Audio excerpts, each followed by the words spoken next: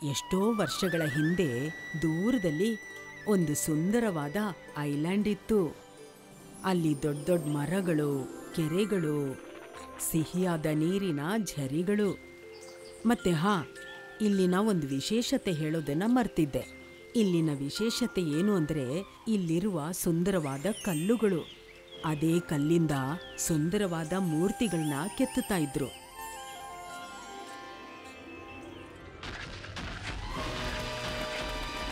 ಅಯ್ಯೋ ಕಾಪಾಡಿ, ಅಯ್ಯೋ ಓಡಿ, ಅಯ್ಯೋ ಕಾಪಾಡಿ, ಅಯ್ಯೋ ಕಾಪಾಡಿ, ಅಯ್ಯೋ ಅಯ್ಯೋ ಯಾರಪ್ಪ ಇದು? ಕಲ್ಲಿನ ಮಳೆನೇ ಸುರಿಸ್ತಾ ಇದ್ದಾರೆ. ಮೊದಲು ಕೆಳಗಡೆ ಇದೇನೋ ಕಲ್ಲನ್ನು ಇಳಿಸೋ ರೀತಿನಾ ಇದು? ಕ್ಷಮಿಸ್ಬಿಡಿ ಅಣ್ಣ, ನಾನು ಈ ತರ ಮಾಡ್ಲಿಲ್ಲ ಅಂದಿದ್ರೆ ಈ ಕಲ್ಲುಗಳಿಂದ ನನ್ನ ದೋಣಿ ನೀರಲ್ಲಿ ಮುಳುಗೋಗ್ತಿತ್ತು. ಅದಕ್ಕೆ ನಾನು ಯೋಚನೆ ಮಾಡದೆ ಈ ರೀತಿ ಮಾಡಿಬಿಟ್ಟೆ. ತುಂಬಾ ವಿಚಿತ್ರವಾದ ವ್ಯಕ್ತಿ ನೀನು. ಒಂದ್ ವೇಳೆ ಯಾರ್ದಾದ್ರೂ ತಲೆ ಹೊಡೆದೋಗಿದ್ದಿದ್ರೆ? ಓ, ವಿಚಿತ್ರ ನಾನಾ ಅಥವಾ ನಿಮ್ಮ ಊರಿನ ನಿಯಮಗಳ? ಇದನ್ನೆಲ್ಲಾದ್ರೂ ಕೇಳಿದೀಯಾ? ಮೂರ್ತಿ ಕೆತ್ತೋದನ್ನ ಕಲಿಬೇಕು ಅಂದ್ರೆ ಅವರ ಸ್ವಂತ ಕಲ್ಲುಗಳನ್ನ ತಗೊಂಡ್ ಬರ್ಬೇಕು ಅಂತ. ದೊಡ್ಡದಾಗ್ ಬಂದ್ಬಿಟ್ರು. ಮೊದ್ಲು ನಿಯಮಗಳನ್ನ ಬದಲಾಯಿಸಿ ಆಮೇಲೆ ಬೇಕಿದ್ರು ಮಾತಾಡಿ. ನಾನು ಹೊರಟೆ. ಇವನು ಹೇಳಿದ್ದು ಸರಿಯಾಗೇ ಇದೆ. ನಮ್ಮ ದೇಶದ ನಿಯಮದಲ್ಲೇ ತುಂಬಾ ತೊಂದರೆ ಇದೆ. ದಿನ ದಿನ ಈ ಕಲ್ಲಿಂದ ಆಗ್ತಿರೋ ತೊಂದರೆಗಳಿಂದ ದೂರ ಆಗ್ಬೇಕು ಅಂದ್ರೆ ನಾವು ನಮ್ಮ ರಾಜರ ಹತ್ರ ಮಾತಾಡ್ಲೇಬೇಕಾಗತ್ತೆ. ನೀವೆಲ್ಲ ನಿಮ್ಮ ಸಮಸ್ಯೆ ಏನು ಅಂತ ಹೇಳಿ. ವಿಷಯ ಏನು ಅಂದ್ರೆ ಮಹಾರಾಜ, ನಮ್ಮ ರಾಜ್ಯದ ಕಲಾಕಾರ ಅಮರ್ ಸಿಂಗ್ ಹತ್ರ ಮೂರ್ತಿ ಕೆತ್ತೋದನ್ನ ಕಲಿಯೋದಿಕ್ಕೆ ನಿಮಗ್ ಗೊತ್ತಿದ್ಯಾ? ಬಹಳ ದೂರದ ಊರುಗಳಿಂದ ಜನ ಅವನನ್ನ ಹುಡುಕೊಂಡು ಬರ್ತಾರೆ. ಆದರೆ ಇದು ನಮಗೆ ಗರ್ವದ ವಿಷಯವಲ್ಲವೇ? ಇದರಲ್ಲಿ ಸಮಸ್ಯೆ ಏನು? ಸಮಸ್ಯೆ ಇದಲ್ಲ ಮಹಾರಾಜ. ಸಮಸ್ಯೆ ಇರೋದು ಮೂರ್ತಿ ಕಲೆಯನ್ನ ಕಲಿಬೇಕಾದ ಷರತ್ತು.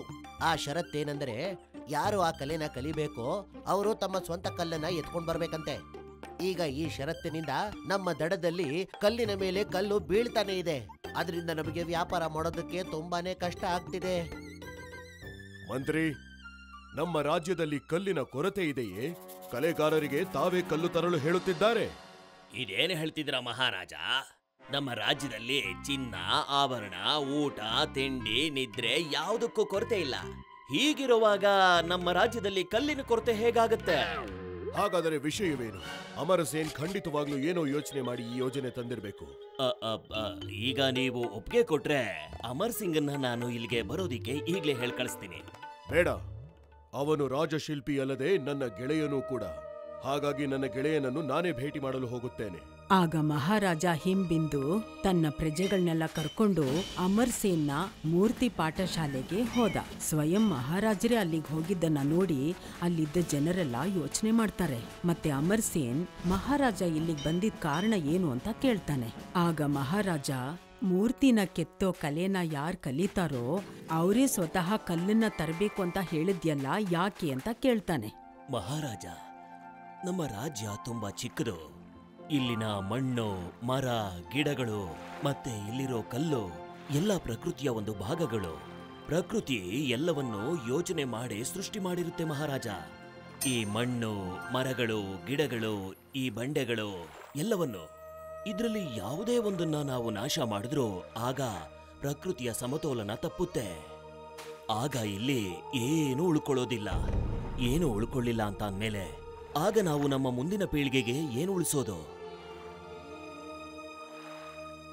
ವಾ ಅಮರ್ ಸೇನ್, ವಾ! ನಿನ್ನ ಈ ವಿಚಾರ ಕೇಳಿ ನನಗಂತೂ ತುಂಬಾ ಸಂತೋಷವಾಯಿತು. ಅದೇ ರೀತಿ ನಿಮ್ಮ ಸಮಸ್ಯೆಗೂ ಪರಿಹಾರವಿದೆ. ನೀವು ಆದಷ್ಟು ಬೇಗ ಮೂರ್ತಿ ಮಾಡೋದಕ್ಕೆ ಕಲ್ಲುಗಳನ್ನು ತರೋದಕ್ಕೆ ಖಂಡಿತವಾಗ್ಲೂ ನಾನು ಒಂದು ದಾರಿ ಮಾಡಿಕೊಡ್ತೇನೆ.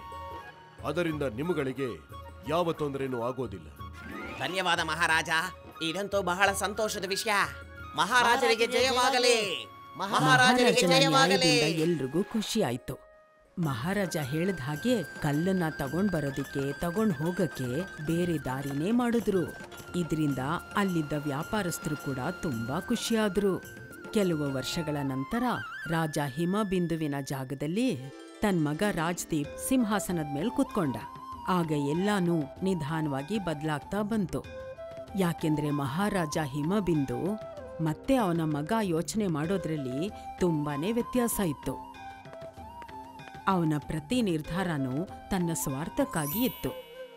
ಕೆಲವು ದಿನಗಳ ನಂತರ ಯಾರು ಸಮಸ್ಯೆ ಇದೆ ಅಂತ ಹೇಳಿದ್ರೋ ಅವರೇ ಶಿಲ್ಪಿಯಾಗಿದ್ದ ಅಮರ್ ಸೇನ್ ಮತ್ತೆ ಅವನು ಕಲ್ಲು ತಗೊಂಬರ್ತಿದ್ದ ನಿಯಮದ ಬಗ್ಗೆ ರಾಜ್ದೀಪನ್ ಹತ್ರ ಕೆಟ್ಟದಾಗಿ ಹೇಳೋದಿಕ್ಕೆ ಶುರು ಮಾಡಿದ್ರು. ಅಮರ್ ಸೇನ್ನ ರಾಜ ದರ್ಬಾರಿಗೆ ಕರೆಸಿ. ಕ್ಷಮಿಸಿ ಮಹಾರಾಜ, ಅವರು ನಿಮ್ಮ ತಂದೆಯವರ ಉತ್ತಮ ಸ್ನೇಹಿತರು. ಹಾಗಾಗಿ ನೀವೇ ಖುದ್ದಾಗಿ ಅವ್ರ ಹತ್ರ ಹೋಗ್ಬೇಕು. ನಿಮ್ಮ ತಂದೆಯವರು ಕೂಡ ಇದೇ ರೀತಿ ಮಾಡ್ತಾ ಇದ್ರು. ನೀವೀಗ ನಮ್ಮಪ್ಪನ ಜಾಗದಲ್ಲಿ ನಾನಿದ್ದೀನಿ ಅನ್ನೋದನ್ನ ಮರಿಬೇಡಿ. ನನ್ನ ಆಜ್ಞೆಯನ್ನ ಈ ಕೂಡಲೇ ಪಾಲಿಸಿ. ಮತ್ತೆ ಕೆಲವೇ ಕ್ಷಣಗಳಲ್ಲಿ ಹೊಸ ರಾಜನ ಆಜ್ಞೆಯಿಂದ ಅಮರ್ ಸೇನ್ ಅರಮನೆಗೆ ಬರ್ತಾನೆ. ನಿಮ್ಮ ಮೂರ್ತಿ ಕಲೆಯನ್ನ ಕಲಿಯೋದಕ್ಕೆ ಕಲಾವಿದರು ಕಲ್ಲು ತರುವ ನಿಯಮವನ್ನು ನಾನು ಇವತ್ತೇ ಈಗಿನಿಂದಲೇ ಸಮಾಪ್ತಿ ಮಾಡುವ ಆದೇಶ ನೀಡುತ್ತಿದ್ದೇನೆ. ಆದ್ರೆ ಮಹಾರಾಜರೇ, ಇದರಿಂದ ನಮಗೆ ಮತ್ತೆ ನಮ್ಮ ರಾಜ್ಯಕ್ಕೆ ತುಂಬಾ ಹಾನಿಯಾಗುತ್ತೆ. ಹಾನಿ ಲಾಭವನ್ನ ನೀವು ನಮ್ಮ ಮೇಲೆ ಬಿಟ್ಟುಬಿಡಿ. ಏಕೆಂದರೆ ನನಗೆ ಗೊತ್ತಾಗಿದೆ, ಈ ಕಲ್ಲು ತರುವ ನಿಯಮದ ಕಾರಣದಿಂದ ಎಷ್ಟೋ ಕಲಾವಿದರು ಇಲ್ಲಿಗೆ ಬರಲು ಆಗುತ್ತಿಲ್ಲ. ಅದಕ್ಕಾಗಿ ಯಾವ ನಿಯಮವೂ ಇಲ್ಲ ಅಥವಾ ಕಲಾವಿದರು ಬರಲು ಹಿಂಜರಿಯುವುದಿಲ್ಲ. ಜನ ಬಂದರೆ ವ್ಯಾಪಾರವಾಗುತ್ತದೆ, ವ್ಯಾಪಾರವಾದರೆ ಲಾಭ ಹೆಚ್ಚಾಗುತ್ತದೆ. ಆದ್ರೆ ನನ್ನ ಮಾತು ಇನ್ನೂ ಪೂರ್ಣವಾಗಿ ಮುಗಿದಿಲ್ಲ. ನೀವು ಈ ರಾಜ್ಯಕ್ಕೆ ತುಂಬಾ ಸಹಾಯ ಮಾಡಿದ್ದೀರಿ, ಅದಕ್ಕಾಗಿ ಈ ರಾಜ್ಯ ನಿಮಗೆ ಆಭಾರಿ. ಆದರೆ ಈಗ ನೀವು ವಿಶ್ರಾಂತಿ ತಗೊಳ್ಳೋ ವಯಸ್ಸು. ಅದಕ್ಕೆ ನಿಮಗೀಗ ಕೆಲಸದಿಂದ ಮುಕ್ತಿ ಸಿಗುತ್ತದೆ. ಹಾಗೆ ಆಗ್ಲಿ ಮಹಾರಾಜ. ತನ್ನ ಸ್ವಾರ್ಥಕ್ಕೋಸ್ಕರ ಮಹಾರಾಜ ರಾಜ್ದೀಪ್ ಯಾರ ಬಗ್ಗೆನೂ ಸ್ವಲ್ಪ ಕೂಡ ಯೋಚನೆ ಮಾಡ್ತಿರ್ಲಿಲ್ಲ. ಹೊಸ ನಿಯಮ ಜಾರಿಗೆ ಬಂದ್ಮೇಲೆ ಬೇರೆ ಊರಿನ ಜನಗಳೆಲ್ಲ ಈ ಊರಿಗೆ ಬರೋದಿಕ್ಕೆ ಶುರು ಮಾಡ್ಕೊಂಡ್ರು. ಹೀಗೆ ಅನಾವಶ್ಯಕವಾಗಿ ಅಗದು ಕಲ್ಲನ್ನ ತೆಗಿತಾ ಇದ್ರು.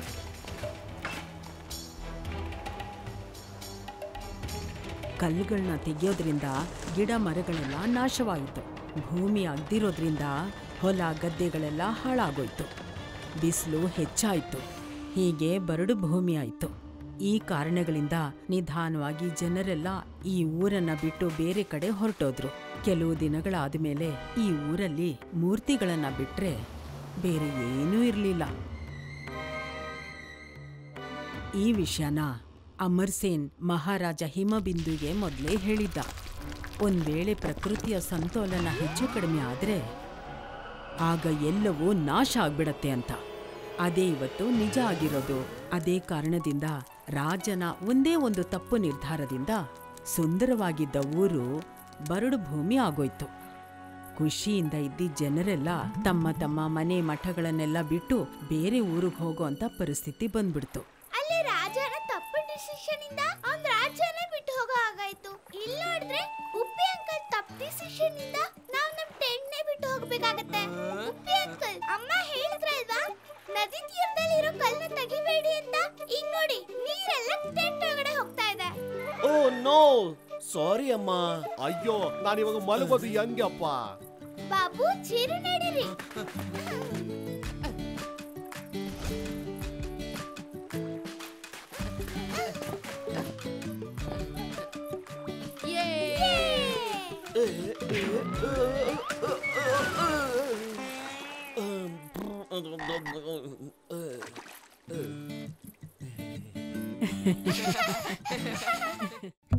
If you like this video, subscribe to our channel Murthy Media.